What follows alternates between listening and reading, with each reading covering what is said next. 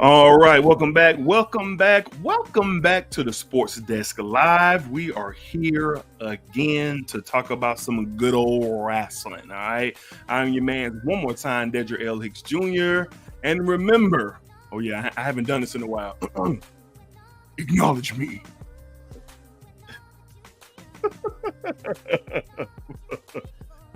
What's up, my guy? I'm just ready to talk. I think this is going to be a very big show. Cody obviously teased it on Pat McAfee intentionally and then shared the footage on his. So they're trying to plant seeds like, hey, you're going to want to watch this one. Mm-hmm. So I think this is going to be a big B show. Probably biggest B show in the last couple of years. It's going to be up there for sure. I was thinking the same thing. So of course we're here for those who you may be wondering. We're talking Bad Blood, WWE PLE, which is taking place at the recording of this tomorrow night. All right, 6 p.m. Eastern time, out of good old Atlanta, Georgia. All right, so very close to where me and my mans are. So the energy, I think it can be felt all the way up from Atlanta to where we are. So very, very exciting. So we're going to go over every single match, give our predictions, have some fantasy bookings. If you've been here before, you've watched this before, you know how me and my guy Ross do. We just kind of have some fun with it and see if we're right, see if we're wrong. But most importantly, just be fans. That's what we are. I think of all the live stream content we do across social media, this is the most impassioned conversations we have when we do these wrestling episodes. Yes, definitely looking forward to it. All right, so thank you for everybody who's watching with us right now. If you're watching on the playback, really appreciate that as well. Hit that thumbs up. Subscribe to the Sports Desk Live. We're an up-and-coming sports show down here in Jacksonville, Florida. Just having a little fun, talking about basketball, football, MMA, wrestling, and the host of any and every current event that is happening in the world of sports. All right, so Ross, man, Bad Blood. We haven't had it in quite some time. I don't remember the last pay-per-view for Bad. It had to be over a decade or plus. Early 2000. I mean, Kevin Nash. And I think it was Kevin Nash, Triple H. That rivalry was like the last real time frame of it, like late 2000s, early 2000s, like not too long after Shawn Michaels came back during that whole era. Yeah, it's been a long time. And, the one thing that I'm just really happy to see Triple H do is to kind of reach back from his era and know how impactful certain pay-per-views, now PLEs, just how they really, generated with the wrestling world, the WWE universe, or whatever you want to call us. These Bad Blood pay-per-views in the past, they are some of the most iconic pay-per-views and moments and probably my entire existence of watching wrestling. So to have that back with all the storylines wrapped around this, I think it's really cool to kind of reach back and have Bad Blood back with us in 2024. I hope they keep it around. This is a love letter to Bad Blood 97 with Hell in a Cell, the first Hell in a Cell, Shawn Michaels and Undertaker. 7 Bad Blood. Yep. Here we go, Punk and Drew making the Hell in the Cell matter again. Yep, absolutely making it matter for sure. In the trilogy, in the rubber match, this is the only way the rivalry can end. Punk even came out in an interview saying, I want the match to mean something. Not we need a match in a cell. We need the cell for this match, was his quote. And I loved it. I love what they're doing with this. Absolutely. So we're going to go ahead and dive into the card. Y'all know how we do here. Hey, keep the questions coming. Let's see who we got. My man, Mr. M.A. Style, showing love early. Oh, look, what's up, everyone? Frog Splash, that like button. Well, speaking of Frog Splash, it's right there. Eddie Guerrero. And what y'all can't see, he's Frog Splashing Booker T down here below. So it's a portrait. I found these T-shirts that do portrait moments of what they consider some of the doper moments in history, and they put it like in this kind of black and white, like you hang this up on your wall, but they put it on a T-shirt. So rest in peace and salute to Eddie Guerrero, and of course the great Booker T, for sure. All right, Ross, man. The Booker man. All right, let's go ahead and tap in. We're going to start off with the Women's World Championship match.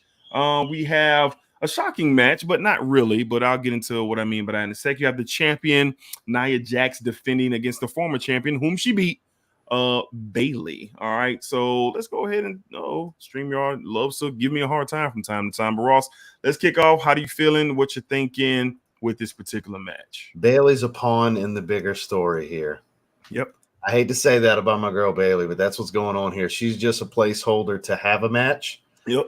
Because I think one of two things are going to happen here. And I'm confident it's one of these two items. Okay. We're going to get some more disparage in the relationship of Tiffany Stratton and Nia Jax, or we might actually get a cash in. And if we get a cash in, and there will be a victory if there's a cash in, there will not be a failed cash in. If my gut tells me Charlotte Flair return while Tiffany's holding that belt up. If we get a cash in, if and when, whether it's tomorrow or whenever that girl cashes that contract in, that is the Charlotte Flair return in my gut. Because I think that is the first, you and I have talked about this before, the real I'm here in WWE rivalry for her is Charlotte, because most of us agree she's new Charlotte. Yeah, she is. She's the future, taking the reins, super athletic. Yep.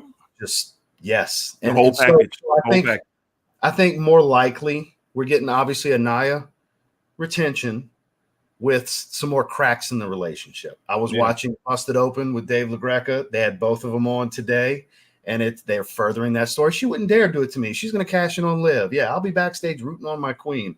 They were furthering the story today on Busted Open. So I think that's the likelihood of what we're actually going to get. But there's always that offshoot that they go ahead and pull that trigger.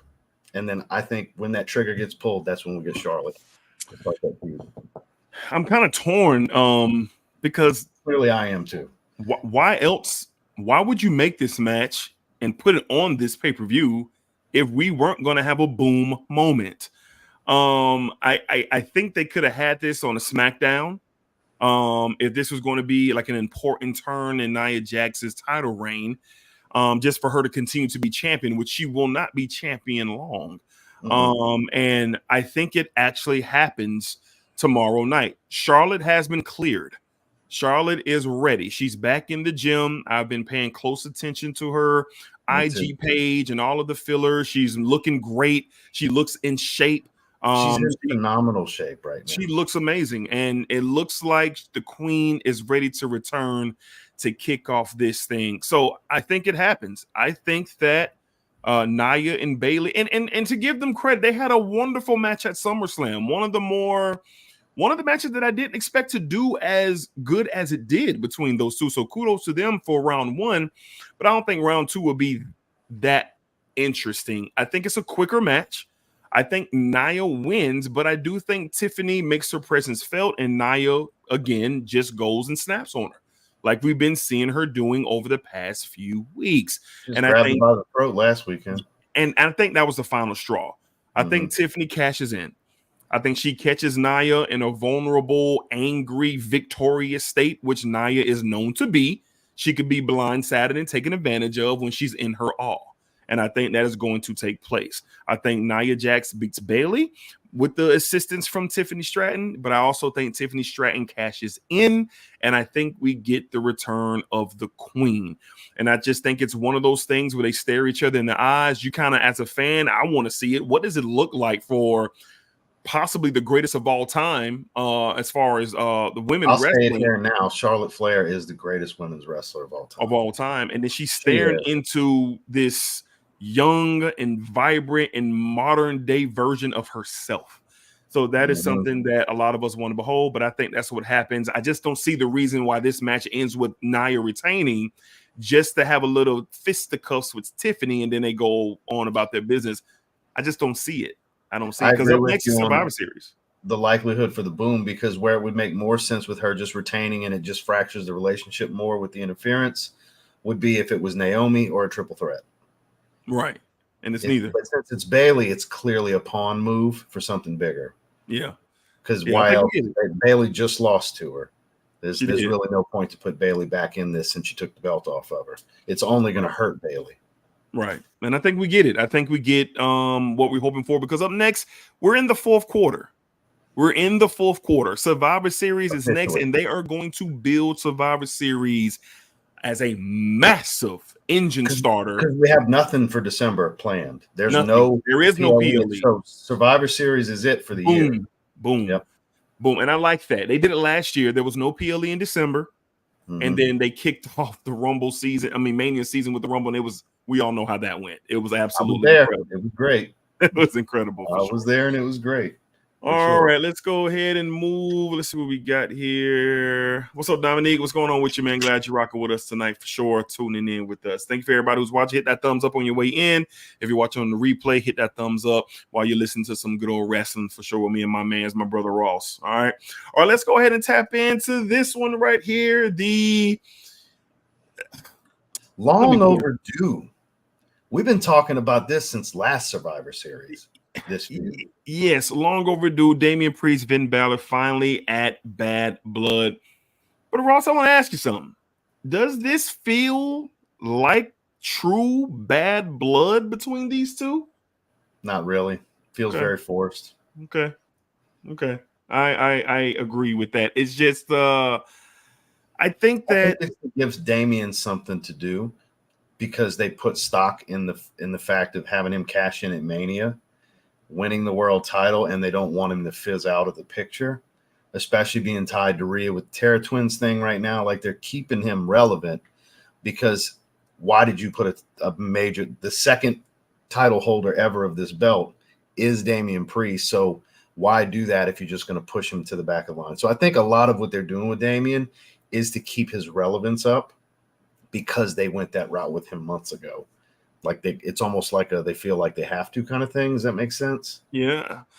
I'm just disappointed in the build of this match because all of this story has been going on for almost a year, a little over a year since the rift started between those two. And the little Easter eggs along the way, I would think this would be more of a violent invitation to this match for us as fans. And it hasn't been that way. I think Rhea and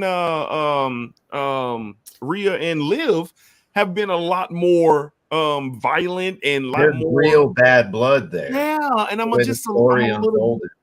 little bit disappointed. So Ross, what are your thoughts? What are we going to get here? How did this play out? Finn Balor, Damian Priest, Bad Blood, Judgment Day business, as they call it. What we got here from you? I think we get a heel victory. I think we get interference. It's going to make Damian look strong, like he can overcome. And I think Finn still manages to hit a coup de grace here at the end to pull the victory. And I think it's going to be part of a bigger picture because the Wyatt Six's whole deal is about turning on your family. Mm-hmm. And I think the big feud for the Wyatt Six is going to be Judgment Day. Mm-hmm. And I think it's going to play into Liv and Rhea's match as well. Mm-hmm. Also with this match where I don't think we get something affected in both matches, but I feel like both outcomes matter to what's going to happen to start this feud.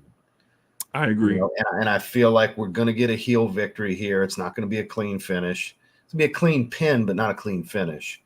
But they're going to make Damian look strong throughout. That's what I feel is going to happen here in this match. Yeah. I feel like every episode we've done since like last fall, we've talked about when was this happening, teases. Yeah. I'm thinking we'll see this. We're finally getting this match, and it's not what I wanted it to be. Yeah, and that's the thing. Now, what can be birthed from this, I'm very interested in. But these two guys, listen, Finn Balor is a legend. Mm-hmm. Finn Balor is a legend. Damian Priest has been on this hot track to earning his stripes and being at the level that he is due to his hard work and being consistent over the past year or the past 2 years or 3 years now. So I just think that he's pretty hot when he was U.S. champ before Judgment Day. He was getting some. He was before the turn. He was hot. Yeah. I just think these two guys deserved a better moment. But sometimes I guess you got to sacrifice one thing to ensure another. And if the development of the Judgment Day versus the Y6 is on the table, then I want to see that. I want to see how all of that shakes down. And like you said, Ross, I think some Easter eggs are going to be planted with Rhea and Liv, which we'll get to in a second. And then obviously with Damian and Finn. But I'm going to go with you. I think if you're going to have this carry out into Survivor Series, I think you got to have Finn Balor get the win here. Mm-hmm. Finn has to have his ego trip. I told you so. I've been better than you this whole time. Kind of same thing that Chad Gable was doing on his tip. So you have to have that brash, yeah type of vibe from Finn. So two things can happen. Damian can continue to go after him, and then the Wyatt Six can continue to prey on him. So I think it's going to be coming from both ends from Finn Balor, and I'm interested to see how that shakes out. But Finn gets the win. Of course, you're going to get interference from JD and everybody else who can possibly get involved to cost Damian the match here, and then we just continue on with the story. But I must say, just a tad bit disappointed. I wanted more, but maybe we will, but just not right now. Just not right now. All right. And speaking of Judgment Day business, all right, we're going to continue this one next. Here we go. I was so hoping. Here we are. In my opinion, one of the more anticipated matches. And if you see between Liv and if you see between Rhea, there's my man's hanging old Daddy Dom, the Shark Tank. Dominic Mysterio, women's title on the line. Liv defends against Rhea. Let's talk, Ross. How you feeling? So I've been hearing a lot of things. What I was speaking, I'm glad we can further the conversation by going with this next. Sure. So let's get business out the way first before we get to the hopeful. Okay. And I think Rhea's going to look very strong. Yes. I still think Liv manages to retain through some serious heel tactics. And the reason why, because Alexa Bliss has been teasing that she's soon and all these other, she literally just made a post this week about it that said soon, my lovelies, or whatever the shit. And I've also been hearing through the media, that's one of the reasons I bring up the thing with Finn, is that's why that's going to be the feud, is how Liv's the home wrecker and all these different things. So Alexa showing up after the fact could be, and this is me being hopeful as well, because I've been wanting Alexa back since I was sitting in that crowd at the Rumble. Of course. I was hoping for that music to hit. And it makes sense now. And again, maybe this is blind hopefulness based on the rumors that I'm hearing and her cryptic post to begin with. Okay. But that's what I would love to see. Either way, whether we get her or not, I think because we all expect Rhea to walk away with the title is why Rhea's not walking away with this title. Because everybody, I don't think anybody other than Liv Morgan fans think Liv Morgan is going to win this. And that's why I think she's still going to retain. Yeah, I'm with you. I think Liv retains. I think the time is not now for the eruption. Rhea's got to keep chasing. Every baby face is better on the chase. Look at Cody Rhodes. Here's the thing. Rhea was so dominant in her title reign. So dominant. I mean, literally squashing anything that moved in her title reign. So this is going to be good for her character to continue to develop. And then obviously Rhea is in kind of like unfamiliar territory as this baby face darling that she's still getting used to. And you can tell that she's still trying to find her niche with being this baby face thing. I think the Jey Uso crush thing is perfect because it throws a distraction out there that Rhea is not a babyface. Look at her. She does not look like a babyface. When you see her before she opens her mouth, you say to yourself, oh, she's finna wreck something. Nasty heel. Yeah. She's finna wreck something. So I think Triple H and the creative team is doing a great job with Rhea with different things. She's become a megastar. She is. She's a rockin'. She's one of the hottest in the industry. What do you call a rock and roll industry? Rock star. She's a rock star. Yeah, like time. They say rock stars are the biggest stars in the world. And that's what Rhea Ripley is. So with all that being said, she looks strong. She's going to look amazing out there. She's going to do what she does, but it just won't be enough. And I think that Dominic being above in the air is a beautiful little bit of theater for all of us to pay attention to. But then the crew's going to get involved. The crew is going to get involved, and that's where you're going to have a two-way split, I believe, of some Wyatt Six action here. I would love for it to be Alexa. But I don't think that it will be here. I think that I'm so torn. That's why I stressed that this is hopeful. Right, and I'm with you, and I hope I'm wrong, and I hope you're right, But you're probably right. I'm just hoping. Same here. Fingers crossed. But I have one more of interesting play that kind of makes a little bit sense here. Liv doesn't have any real support to go up against Rhea. She has the Judgment Day, but they can't really get in the mix when it comes to Rhea. They can't put their hands on Rhea. They can't do anything to Rhea. And I think some sort of enforcer could be on the way. Some sort of enforcer could be on the way to assist Liv and keep her championship. And Raquel Pennington has been moving around, some cryptic tweets, some things out there. I pay attention to these dark pages on the X app, and she's been on there saying little things. So in my research of coming on to this show, I've been seeing the little nuggets of Raquel Pennington returning back to the WWE. She has been gone for a while, out of sight, out of mind. Out of sight and out of mind. And she what was other tag team champion with Liv? With Liv. So That what other step. play could intensify this rivalry? That could be the play. One other thing, through the cage, drop the weapon, because that's where she could get heel help. Right. I've heard that discussed as well, and that makes sense because, like you were saying, they're not going to touch Rhea. They're not going to have men beating on women in there. It's not. It's rare. It happens, but rare. You know. Right. So there's a lot of maybes. I think it's one possible. I think it's possible that this rivalry can be amped up a bit more before things really settle down between those two. Because ultimately, Rhea's going to regain the title. She's going to ultimately regain the championship. But I just don't think it's here. So I think a lot can happen here. High drama here. This is not a 5-star catcher's catch can match. This is high drama. It is. And definitely looking forward to a lot it for of storytelling here. Absolutely. That's why there's so many possibilities of what could really happen here. Yes. And how about this card? So many different avenues for this story. This card is amazing. I mean, I love these 5 match bangers. This is the best women's storyline in wrestling in a long time. Oh, yeah, easily. Far and wide. Love triangle, factions, home wrecking. Easy.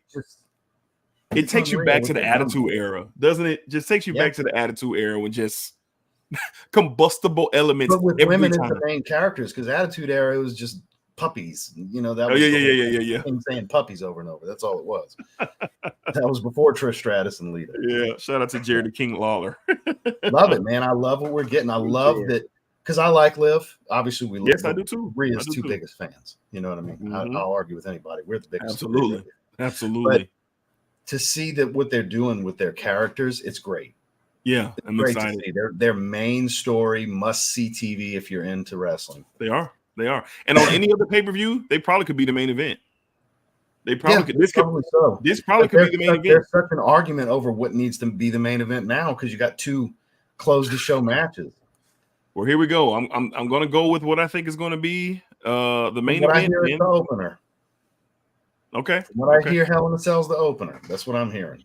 God, I hope you're wrong. Well, because when we get to the tag team match, we can talk about why. Well, here we go then. You know who's probably returning that ain't coming out first. Well, I'm with that. But I think this is how it's going to go because of how things have been going. So here we go. Up next, the tag team. I feel that this will not be the main event going into the PLE. And this is a super match. I understand it. So for those who are watching, D, what are you doing?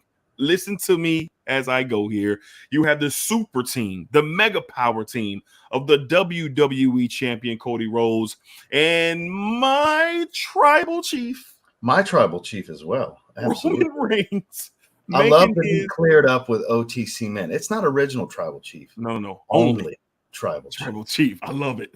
I love it. So my tribal chief, Ross's tribal chief, your tribal chief returns to the ring. Haven't seen him in the ring since Mania. I'm excited to see him in the ring. But my wrestling highlight of the year was getting to acknowledge my tribal chief live. I bet it was freaking excited to stand. You sound like the little kid with the video that you posted. I was so excited to do that, to actually get to go through the motion of acknowledging the tribal chief. It was great. For sure, absolutely. Well, they're going to be taking on family here. Roman's going to be taking on family here, and Rhodes has been dealing with these guys ever since Roman lost the title. Well, he beat Roman for the title. Ever since the Seth feud ended, he's been in the he's been bloodline dealing with before. them. He's been dealing with them. So you got Jacob Fatu and Solo Sokoa. As you can see, has we've the got Polos Olafala. and Jays and Dominique acknowledging the tribal chief in the chat. That's what I'm talking about. Okay, got the let's go to the chat. Absolutely. There you go. That's you go. Everybody acknowledge. I love it. I love it. I love it. So too. Let's get down to it. I think this is going to be the co-main event. And I think the reason why I think that, because if you're going to put a ribbon on Punk and McIntyre, the scene has to be closed. It has to go to black. It has to go, but we'll see. I think The Rock's going to be the problem here. Well, let's get to it. Let's get to it. He's the problem. I think he's going to put his dick on the table and say, no, me coming back's too big of a deal. I'm the final boss. I just feel that conversation happening behind the scenes. Okay. So what are you thinking? I'm thinking we're going to have a point in the match where there's dissension between the Samoan werewolf. I prefer to call him that because it's such a cool nickname. Such a cool name. Samoan werewolf. God. And Solo, the stepchild of this match, basically, that no one cares about. Crazy how Solo's fallen down from annihilating John Cena to everybody sick of seeing him on TV. It's crazy how that's working. Main event in SummerSlam. My God. Unreal, man. Like people can't stand not like heel heat, like please stop. No, please stop. Get him out of here. That's where it's at with him. It's crazy. It is. Point being, I think we see more dissension out of them than Cody and Roman. I think Cody and Roman start to get into a groove. Yep. And I think Cody and Roman are going to get this victory. And Solo's taking the pin. And I'm pretty confident Cody's pinning Solo. We're not going to get a whole lot of Jacob Fatu and Roman touching. We're going to get very minimal because they're saving that match. Because Survivor Series is going to be different, but a singles match with them, I think that's leading up to Mania. We're a couple of months out from that. Yes, we are. I really believe they're going to limit that. Yeah, if at all. They might not touch each other. It could masterfully be done to where they never touch in this match. Could be. It's going to be hard to do. It's going to be hard to do. Super hard to do for it to look like a real tag team match. But it can happen because this is masters of the art form that's in this match. Yeah, no doubt. Two of them anyways. The Mega Power tag team, that's masters of this art form. No doubt. So if any two men can pull it off, it's two biggest stars in the industry. I agree. With that said, Cody pins Solo. I think at some point we get Jimmy and the final boss. I think we're getting both. I think Jimmy's going to obviously sneak through and try to help because we're going to see the Tongans show up. Jimmy's going to show up to try to counter that. And when Cody, Roman, and Jimmy are standing tall and it's a little awkward with Jimmy and Roman and Cody, the final boss's music's going to hit. Nobody's touching, but Dwayne "The Rock" Johnson's coming back. And I'm confident it's going to be tomorrow night. I am 100. I will be amazed if he doesn't show up. That's where I'm at with that. I think we're getting Jimmy and The Rock because it is time to involve them in the stories. If not now, when? When's it going to make sense? Okay. Rock's been training. Everything he's been posting is just training stuff. He's not on any sets. Jimmy has already showed up at a house show. Last week, Jimmy was at a house show. Yeah, Rock's been home. He's been posting a lot of videos from the house. Yeah, it's his home gym, not the travel gym. That's the home gym. He's at home. So I really think and they keep saying this is the one. Cody's doing the cryptic stuff, and Pat. That was staged. Pat walks up to him. I heard yes. Which one? Oh, that's all I needed to know. And he walks. Yeah, they're selling it. That was a work. Yeah, they are beautifully done. They want as many eyes on this as possible because you get enough eyes on that, the whole wrestling world and the sports world will be talking about it because who's The Rock. More famous than The Rock? Most popular man in the world. Person more famous. Can't? I didn't think so. So that's my point. So I know I'm going long-winded here, but that's the biggest part. It's going to be a good match, and they're going to pull it off really well to limit any interaction with Jacob Fatu and Roman Reigns because that's going to be an underlying secondary story. Cody pins Solo, and then that's the order in which you see it throughout the match. The Tongans come interfere. We get Jimmy coming through the crowd. His music's going to hit. They look to the front. He comes to the crowd with the black hoodie on because that's their thing. And then at the end, during the awkward celebration, Final Boss shows up, and I'm done. Okay, I love your booking. I love how you feeling about this. I think all of that is very possible, but I think there's more to add. I'm going to go the other way. I'm going to go that this ends in a disappointing disqualification. I was hoping that this would be bloodline rules, but they have not done that. They have not. Maybe they'll do it tonight on SmackDown. SmackDown is literally about to kick off here in 30 minutes. Maybe they will announce bloodline rules tonight, and maybe my point will be invalid if they do that. But I'm going to go with what I have right now.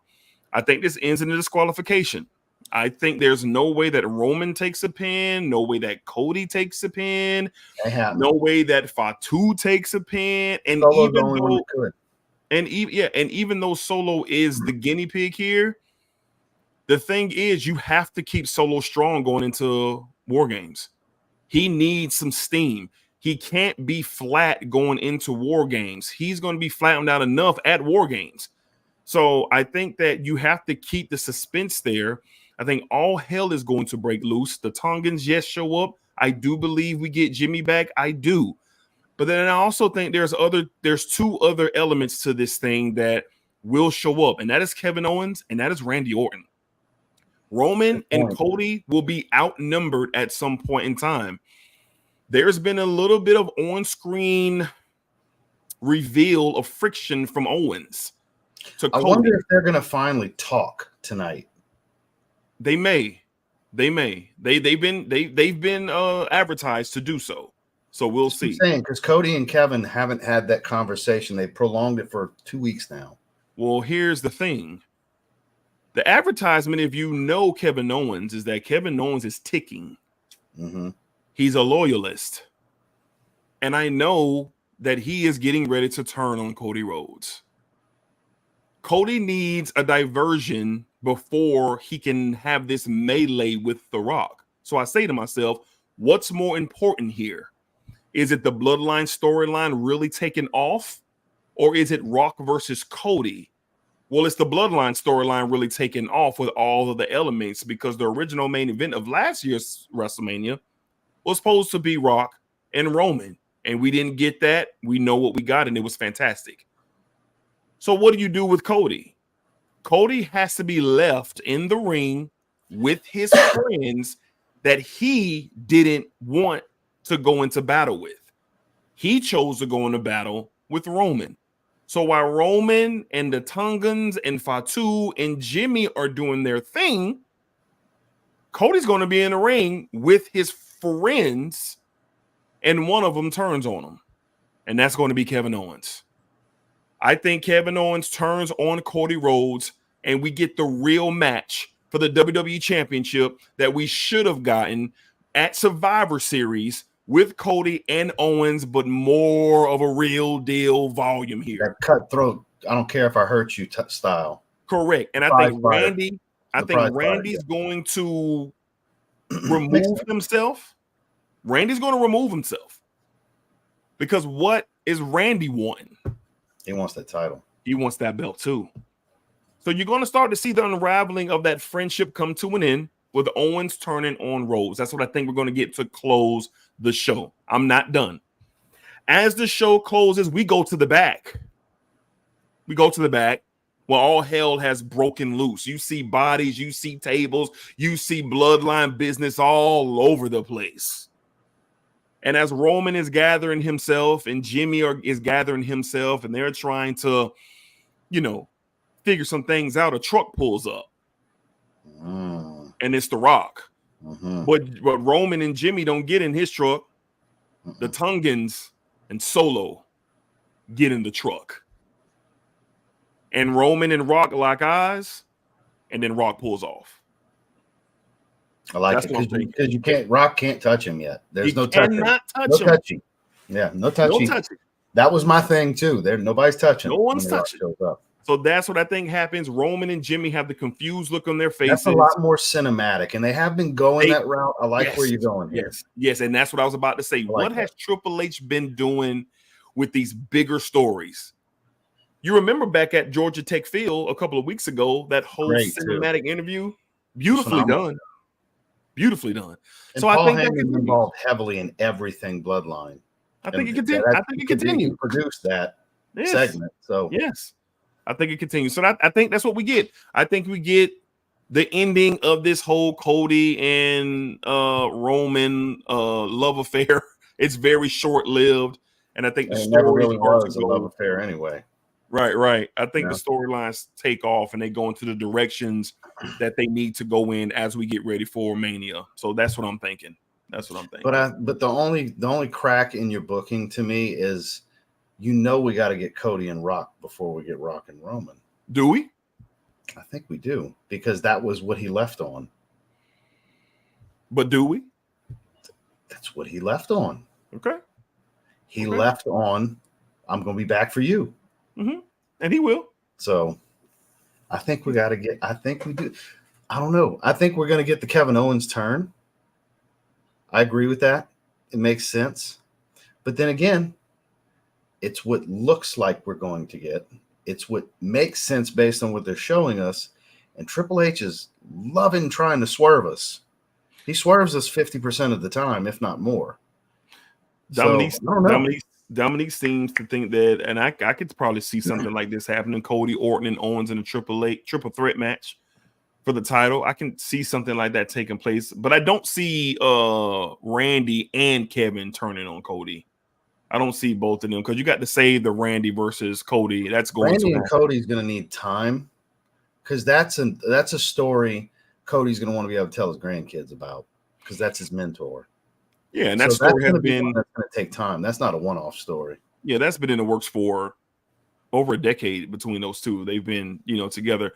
I just think with the potential of Rock and Cody, here's my thing. If it's going to happen, which I think that it will, it's going to have to be a situation where Roman has to have a quick diversion and he has to enter the Rumble this year.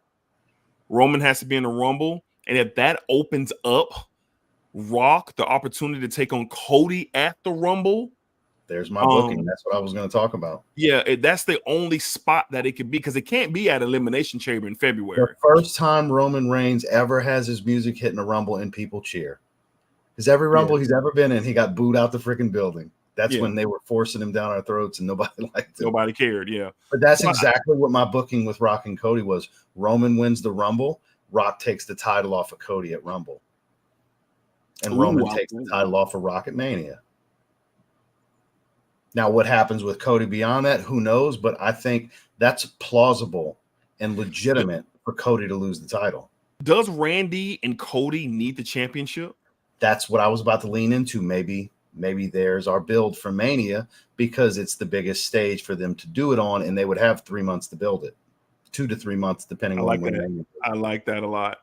This makes sense on why it could work out that way. I like that a lot, because my piece was, if there's going to be an opportunity, it has to be a Rumble, but I didn't put it together like that. So you really made it make a lot of sense why that could be the case. All of that. I like that.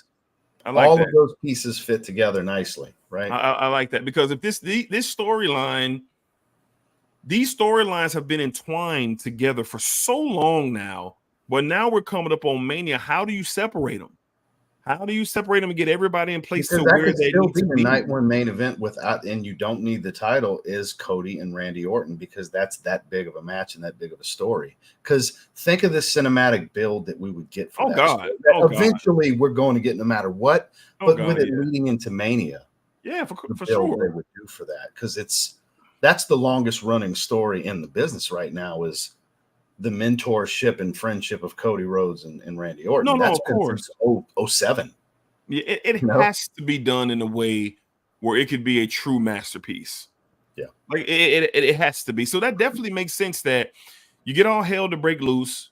Now you go into War Games, and that's a whole nother layer, because you got to form this team with Roman and Jimmy, if we're presuming Jimmy's going to be coming back tomorrow night. How do you get Jay involved? Of course, you see all the stuff with Sami Zayn being back in the title. No, of course not. But it's like all this stuff manifesting. How do you get the team set for War Games? That's going to be the next play on Monday night. After we're done Jay's with, a big sucker for family. well, he's coming. Yeah, he's going to be the easiest one to convince. Yeah, and then they're going to need Jay to get Sammy. And it's going to, we've talked about this. The deciding factor is Roman swallowing his pride, because Sammy's going to say, I need to hear it from him. Publicly. I really think if that's what the team's going to be, it's Jay sweet talking, but nope, I got to hear it from Roman. I'm not doing it unless he acknowledges my contributions. He's got to acknowledge me. Right. Something along those lines. It would make total sense to me. And here's the thing, like, people are going to be upset about this, but you're not going to get Rock in this War Games match. No. He won't be there. Above that. It'll be Solo, it'll be Fatu, and it'll be the Tongans. Mm-hmm. That's who it's going to be versus the original bloodline, as it's going to be spilled. And then at some point in time, the Paul Heyman face will show. And it's going to be a strong showing. I don't know when Paul's going to resurface, but I think he's going to be needed to patch things up, because Paul was the one. He's going to be the wise man to convince Roman to swallow his pride. Correct. And the family history and everything like that. So one of the most beautiful storylines. It's up there with the best of the best, if not the best storyline in the history of the business. Definitely looking forward to seeing how all of this really shakes out. So Bad Blood is shaping up to be a hell of a card. It is a 6 Eastern time. It's up an hour. There's some conflicting stuff with the UFC that is later on that night as well. You got a pay-per-view there.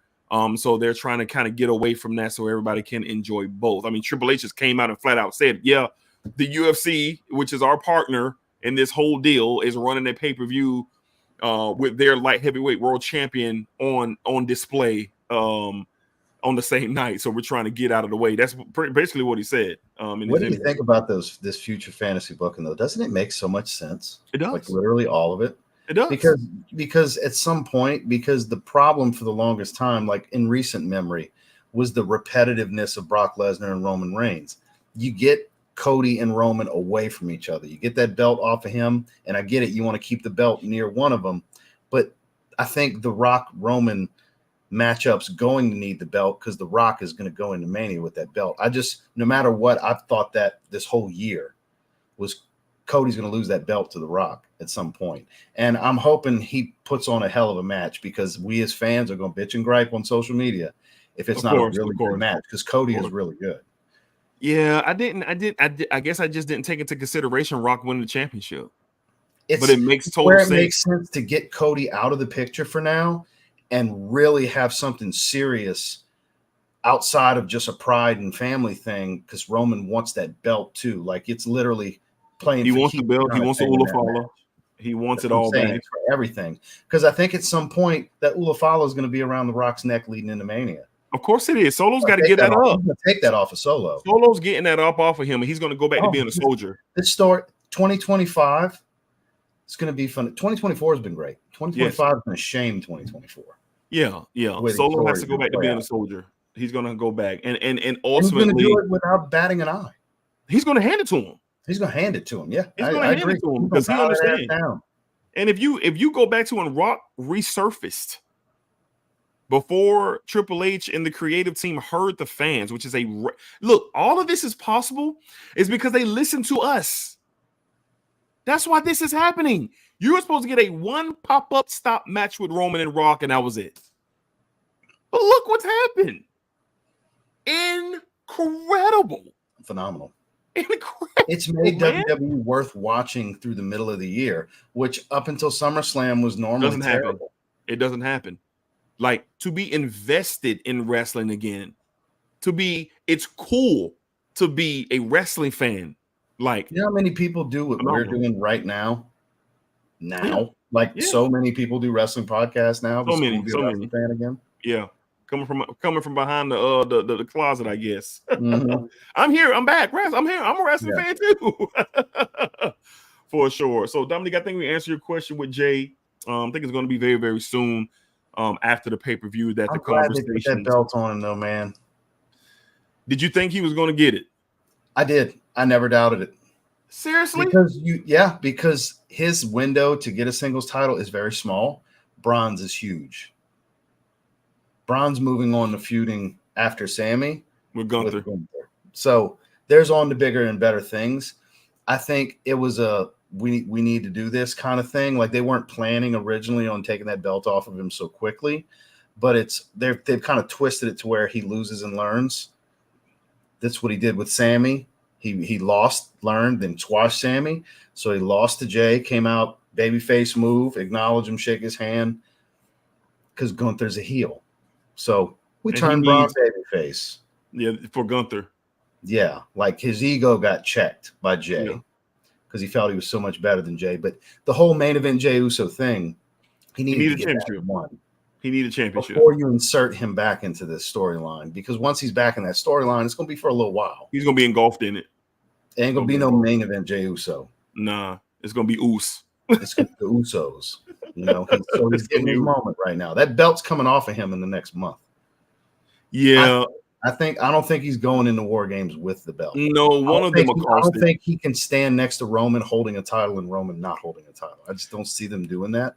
Yeah, and one of the Tongans or somebody's going to cost it. It's so low. One of them are going to cost him that title. Somebody, it's going to happen. Yeah, Gable. I think Gable. Yeah, Gable's a great option because he's a heel, and he's been chasing that title. He could run with it. I think Chad Gable's a good move. He makes me think of like Mr. Perfect when Mr. Perfect was the champion, kind of that ego maniacal, just aggravating Intercontinental champion, but he's damn good in the ring, and Gable really is good in the ring. And could you imagine him in a Dragoff Intercontinental Championship match? Come on. Elia's out for a while, though. He tore that ACL. He did. He's out for a while. That changed a lot of things. And he was wrestling Gunther when it happened in a house show. He did. And he kept it going.